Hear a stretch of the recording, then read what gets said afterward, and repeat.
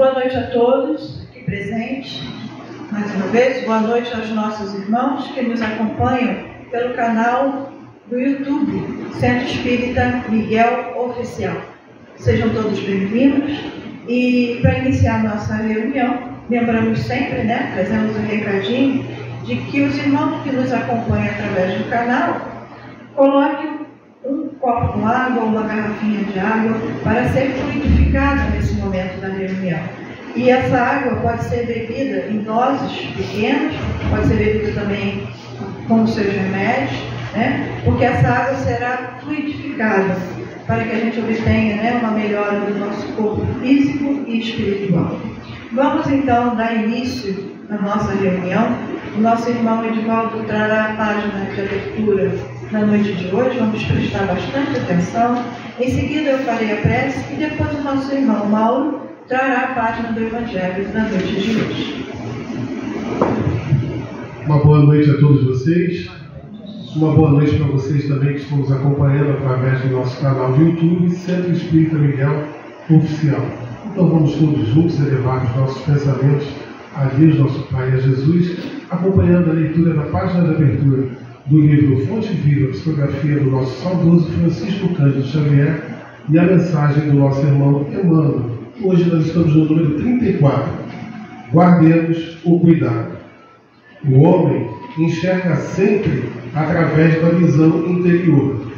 Com as cores que usa por dentro, julga os aspectos de fora. Pelo que sente, examina os sentimentos alheios. Na conduta dos outros, supõe encontrar os meios e fins de ações que lhes são peculiares. Daí, o imperativo de grande vigilância para que a nossa consciência não se contamine pelo mal. Quando a sombra vagueia em nossa mente, não vislumbramos senão sombras em toda parte. Junto das manifestações do amor mais puro, imaginamos alucinações carnais. Se encontramos um companheiro trajado com louvável apuro, pensamos em vaidade. Ante um amigo chamado à carreira pública, mentalizamos a tirania política. Se o vizinho sabe economizar com perfeito aproveitamento da oportunidade, fixamo-lo com desconfiança e costumamos tecer longas reflexões em torno de apropriações indébitas. Quando ouvimos um amigo na defesa justa, usando a energia que lhe compete, relegamo-lo de imediato à categoria dos intratáveis.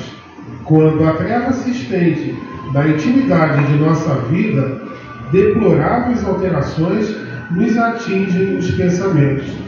Virtudes, nessas circunstâncias, jamais são vistas.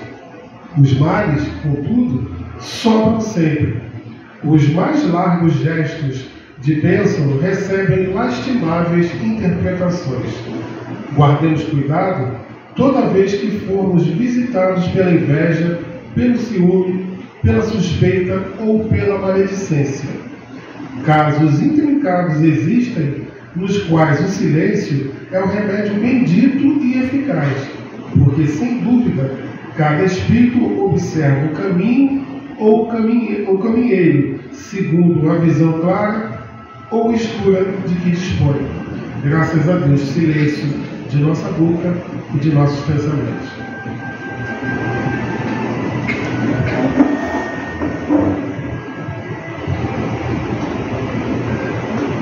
Eis-nos aqui, Senhor, mais uma vez, para mais um encontro contigo,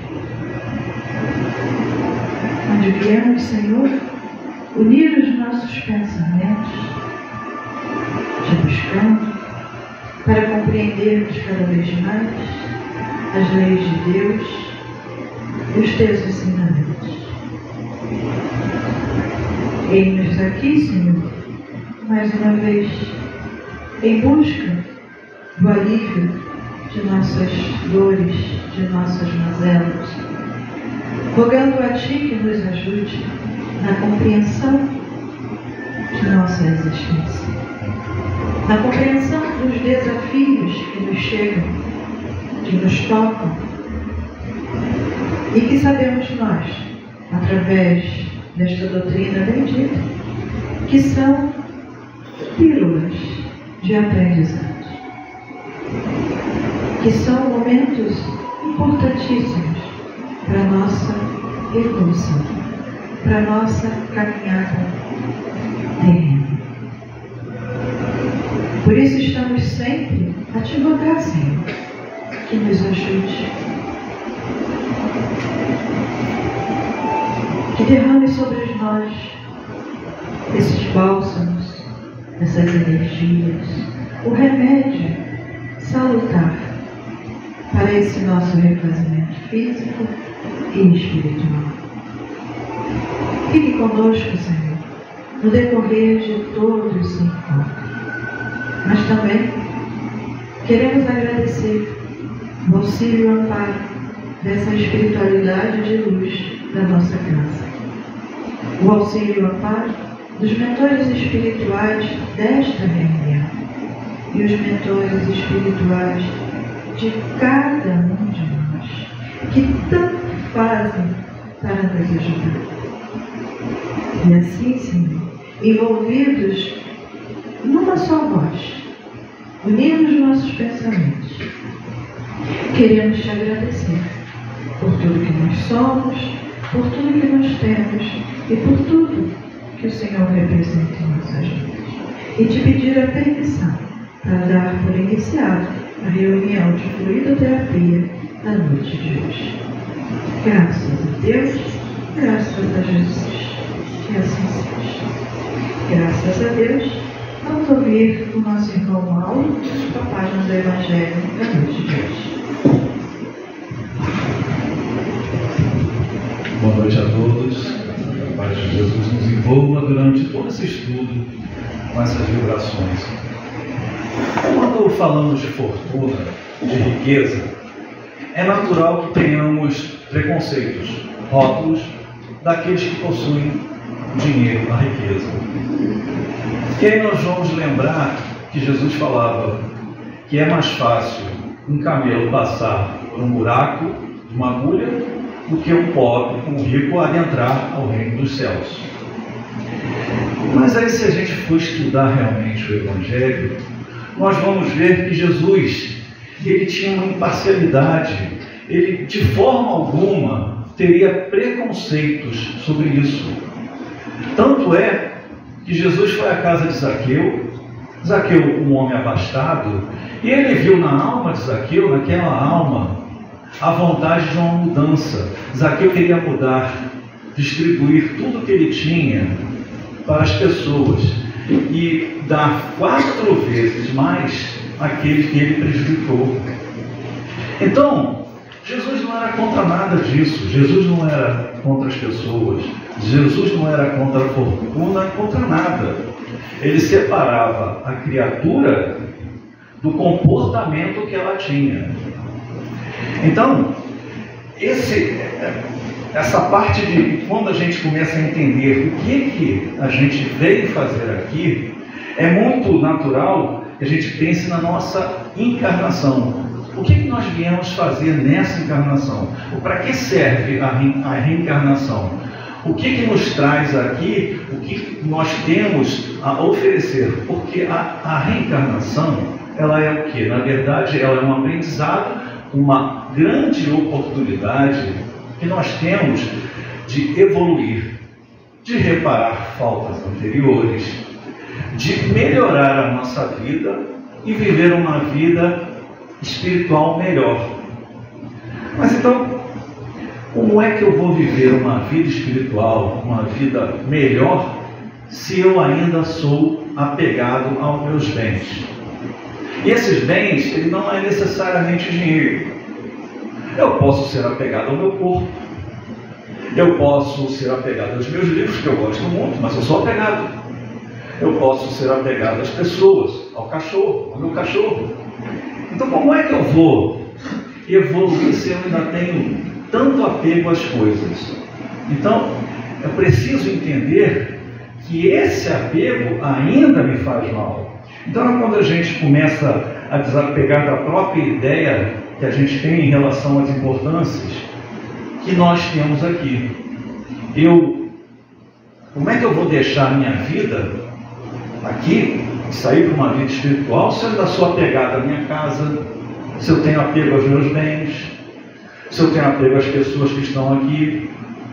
Então, assim, é quando a gente começa a entender que a reencarnação, ela é um projeto singular, é nosso. Nós estamos aqui em coletividade, nas assembleias, ajudando uns aos outros, isso é certo. Mas a encarnação é exclusividade minha, ela é singular. Então eu tenho que ver o que está me fazendo teia de aranha em volta de mim, que eu não consigo ir para frente, eu não consigo evoluir. São esses pensamentos que eu tenho ainda de apego, que eu acho que eu não tenho, que quando eu desencarno, eu vou ver que eu tinha. Então, nós temos que ter a noção que a ideia desse desapego financeiro não é só o desapego da fortuna, do dinheiro. É todo o desapego que nós temos. Então, imagina assim, o dinheiro, ele foi feito por um motivo. Deus não faz nada sem motivo nobre. Deus não cria nada com um motivo que não tenha uma finalidade. Qual é a finalidade do dinheiro? O dinheiro teve a finalidade de movimentar alguma coisa que estava na inércia. Se nós colocarmos um coelho, um ser humano, e lá na frente a gente colocar uma cenoura e umas notas graúdas de dinheiro, vocês acham que o coelho vai para onde? Bom, geralmente o coelho vai para a cenoura. E se o ser humano não for muito vegetariano, ele vai para o dinheiro, não é? Então, nós temos que ter essa noção que o dinheiro feito, criado por Deus, teve uma necessidade, a necessidade do movimento, de movimentar as coisas. Porque vocês acham que o ser humano ia atrás de cenoura? Atrás de cenoura ele não ia. No máximo ele ia ficar esperando a cenoura sair da terra, porque nem se catar, ele ia pegar e catar. Então, o dinheiro é bom? O dinheiro é ruim? Depende. Para certas pessoas, o dinheiro é um degrau que vai fazer com que esse dinheiro dê conhecimento, dê cultura, para que essa pessoa progrida, para que essa pessoa tenha uma vida melhor, que tenha uma qualidade de vida melhor, que talvez até possa ajudar outras pessoas. Para outras pessoas, o dinheiro pode ser um degrau para baixo. A pessoa vai se sentir triste, vai se sentir preocupada, obsediada pelo dinheiro, preocupada em perdê-lo, e aí não vai ajudar nem a outra pessoa, nem a ela mesma. Então isso acaba se tornando o quê? Uma prisão. Então, a questão de Mamon, quando Mamon não pode servir a Deus, nós podemos colocar que Mamon pode servir a Deus. O que é Mamon? A fortuna. Então é quando a gente sabe que Mamon pode servir a Deus. O que é Mamon? O que Mamon representa aqui no nosso estudo? Mamon é a fortuna, é a riqueza. É que naquele tempo, Mamon era um deus forjado em prata e ouro. E como tudo naquela época, era cultuado. Então as pessoas daquela época, a ideia delas, a ideia de religião delas, era aquela. Era cultuar esse Deus. Então, eu trouxe aqui um texto rápido, simples, da Alvorada Cristã de Francisco Cândido Xavier, ditado pelo espírito Nélio Lúcio, que diz sobre a lenda do dinheiro. É rápido, mas é interessante. Conta-se que no princípio do mundo, o Senhor entrou em dificuldades no desenvolvimento da obra terrestre, porque os homens se entregavam a excessivo repouso. Ninguém se animava a trabalhar. E Deus pretendia erguer lares, templos, educandários e abrigos diversos. Mas com que braços? Os homens e as mulheres da terra, convidados ao suor da edificação por amor, respondiam: para quê? E comiam frutos silvestres, perseguiam animais para devorá-los e dormiam sobre as árvores. Após refletir muito, o celeste governador criou o dinheiro, adivinhando que as criaturas presas da ignorância, se não sabiam agir por amor, operariam por ambição. E assim aconteceu. E assim surgiu o dinheiro. A comunidade fragmentou-se em pequenas e grandes facções, incentivando-se a produção e benefícios gerais e de valores inimaginários. Apareceram candidatos a toda espécie de provas e serviços. Um foi cuidar da olaria, o outro foi cuidar dos minerais, o outro foi cuidar dos cereais, na área têxtil, no remédio. Em breve, olarias e teares rústicos e oficinas rudimentares se improvisariam aqui e acolá, desenvolvendo o progresso amplo na inteligência das coisas. Os homens, ansiosamente procurando dinheiro, a fim de que se tornassem mais destacados e poderosos entre si, trabalhavam sem descanso e produzindo todos os tipos de materiais necessários para o progresso. E assim, a terra menos proveitosa foi removida, as pedras aproveitadas e os rios canalizados. Os frutos foram guardados em conservas e estradas foram traçadas de norte a sul. Toda a gente perseguia o dinheiro e guerreava pela posse dele. Vendo então o Senhor que todos os homens produziam vantagens e prosperidade, considerou-se satisfeito. Meus filhos da terra não puderam servir por amor, em vista da deficiência que, por enquanto, lhe assimila a posição. Todavia, o dinheiro estabelecerá benéficas competições entre eles. E este benefício será uma obra geral. Reterão provisoriamente os recursos que me pertencem e, com a sensação da propriedade, improvisarão todos os produtos e materiais de que o mundo necessita. Essa é a minha lei. A lei de empréstimo, que permanecerá assentada no céu. Cederei possibilidades a quantos me pedirem. Todavia, cada beneficiário me apresentará contas do que houver gasto. Porque a morte conduzirá-los um a um à minha presença.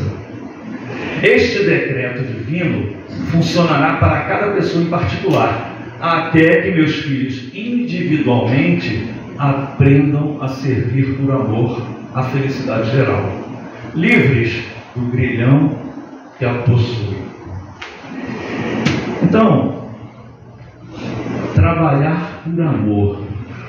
A gente já trabalha por amor? Trabalho, sim. Quando nós vamos numa casa espírita, numa instituição social, nós trabalhamos por amor, sim. Algumas pessoas ainda fazem trocas, sabe? Elas dizem assim, eu vou fazer isso porque quando eu desencarnar eu vou para a colônia tal. Isso ainda existe. Então, foi a necessidade que o Senhor teve de criar o dinheiro. Porque senão o homem não teria essa motivação de trabalhar exclusivamente pelo amor. Então a gente vai lembrar lá na reencarnação, lá na questão 132, qual é o objetivo da reencarnação? A gente melhorar, adiantar os nossos recursos aqui, ajudar ao próximo e ajudar a quem necessita também. Não é só a nossa evolução. Nós aqui temos que entender que nós não estamos só. Nós somos parte de um conjunto, nós temos a necessidade de ajudar o outro. Eu não posso me sentir bem vendo que meu irmão do lado está se sentindo mal. Eu não posso comer um prato de comida com a minha consciência em paz e tranquila, vendo que um irmão meu está passando fome. Essa é a necessidade que nós temos aqui. Na questão do livro dos Espíritos 815, Kardec pergunta: qual é a prova mais terrível para o homem? A da riqueza ou a da pobreza? Qual vocês acham que é a prova mais difícil? Todas elas. Cada uma tem a sua utilidade. Quem vive a prova da pobreza, ele está presenciando o quê? Ele está vivendo o quê? ele está vivendo a resiliência, ele está vivendo a paciência, porque é uma prova que ele vai ter com dificuldades. Mas essa dificuldade não é só a dificuldade financeira, não. Pode ser dificuldade do corpo físico. Então ele vai ver que a pessoa do lado tem e ele não tem. Qual é essa coisa mais difícil desta prova?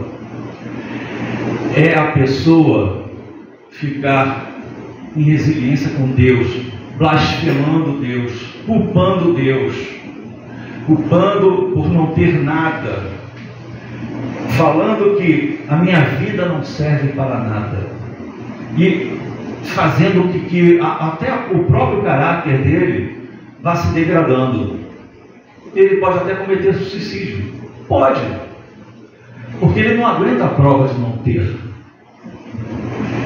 E a prova de ter também é difícil, porque se nós pensarmos, nós temos que entender que quem tem que ter a consciência do que vai fazer com o dinheiro. Não é o que o dinheiro faz conosco, é o que o dinheiro faz com a pessoa.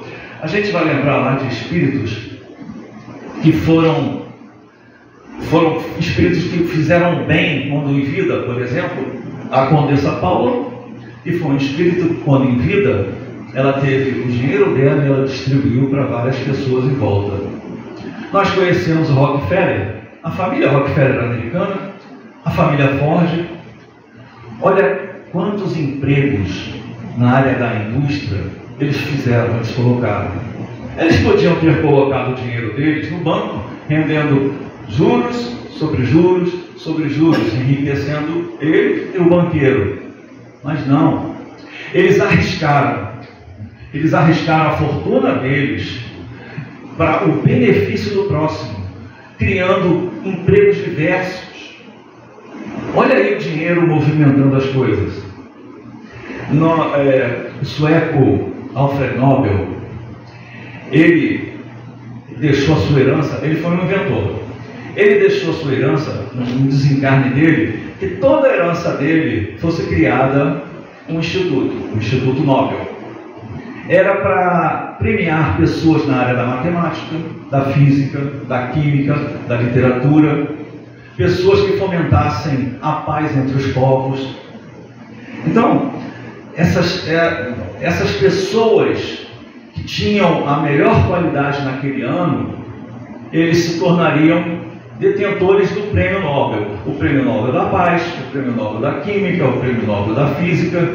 Então essas pessoas que se saíam melhor naquele ano ganhavam a esfinge do Nobel, um diploma e o prêmio de $1 milhão, que era dado sempre no dia do desencarne dele, que era o dia 10 de dezembro, se não me falha a memória. Então olha aí, olha o dinheiro, para que ele servia? Para incentivar cientistas, pessoas a desenvolverem um mundo melhor para nós. Olha quantos cientistas colocam dotações, fortunas para o desenvolvimento das células-tronco. Olha a área de tecnologia, como ela é desenvolvida. Olha quanto benefício nós estamos tendo e a gente nem sabe. São pessoas que colocam seus bens em benefício de outras pessoas. Aí a gente pode dizer assim, mas a pessoa, essa pessoa é rica, ela tem fortuna, ela é assim. Ela é assim não. Às vezes, essa pessoa rica faz coisas que a gente nem sabe que ela está fazendo pelos outros. Então a gente tem que parar com esse preconceito.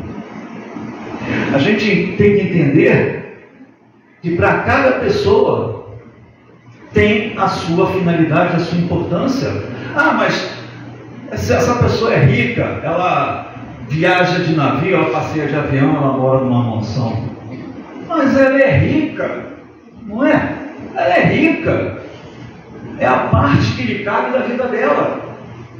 Ela não tem que vivenciar a prova de não ter. Ela tem que vivenciar a prova de ter, distribuir e dividir com as outras pessoas.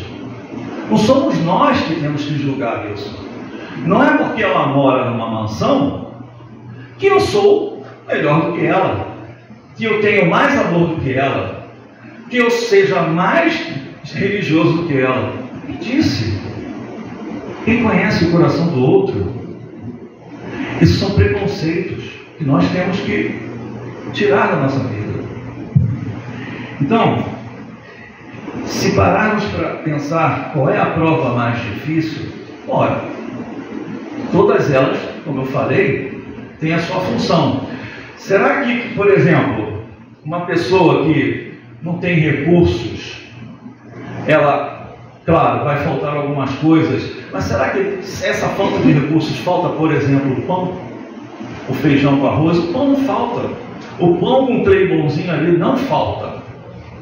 O arroz com feijão não falta. Ainda mais hoje em dia, com essas ações paternalistas socioeconômicas, tem sempre uma bolsa família que dá alguma coisa para a pessoa. Vai faltar é o tênis de marca que fulano de tal tem, que apareceu na televisão. E ela tem que entender que ela não vai ter, que ela vai ter que viver daquilo que tem, mas que nem por isso ela vai ser infeliz. Ora, vocês sabem, uma pessoa que tem falta de recurso desde que nasce, tem dificuldades, são pessoas muito criativas, são pessoas que conseguem ter uma criatividade muito grande. Por quê? Porque a necessidade é a mãe da criatividade. São pessoas que têm criatividades maravilhosas. Elas conseguem transformar coisas pequenas em coisas maravilhosas, brinquedos extraordinários. Um quintal vira uma floresta. Mas o rico, ele às vezes está tão cheio de coisas prontas que ele não pratica a criatividade. Será que uma pessoa que tem muito dinheiro sabe o que é comer um pão com feijão?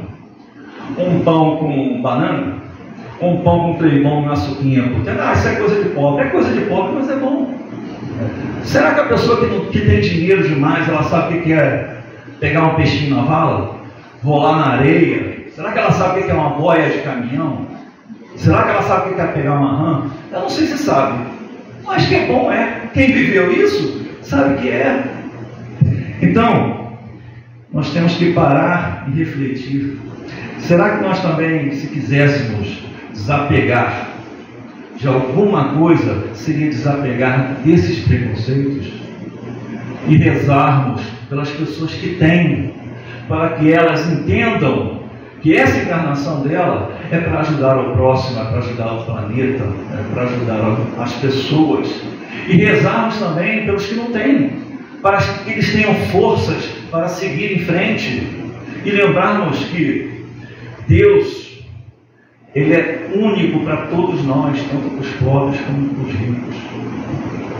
E que nós temos que ter a certeza e dizer sempre: o Senhor é meu pastor e nada me faltará. Tenhamos uma noite maravilhosa. Que Deus abençoe a todos. Graças a Deus.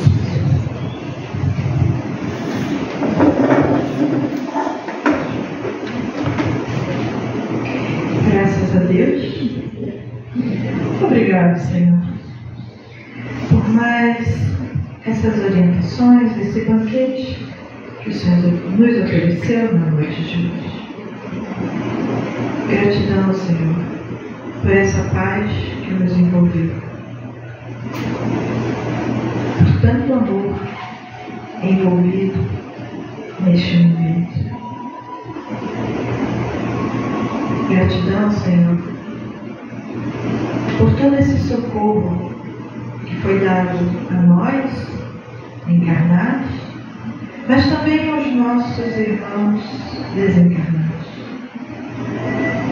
Rogamos a Ti, Senhor, que essas bênçãos, parte delas, que aqui foram oferecidas, se estendam aos nossos irmãos que se encontram nos hospitais, nos asilos, nos manicômios, nas casas de recuperação.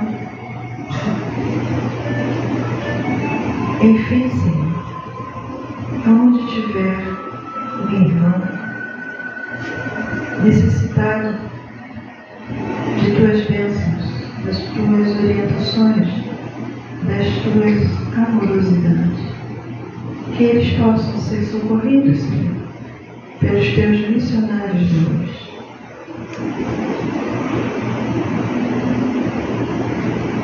Te rogamos, Senhor, que fique conosco na segunda parte da nossa reunião.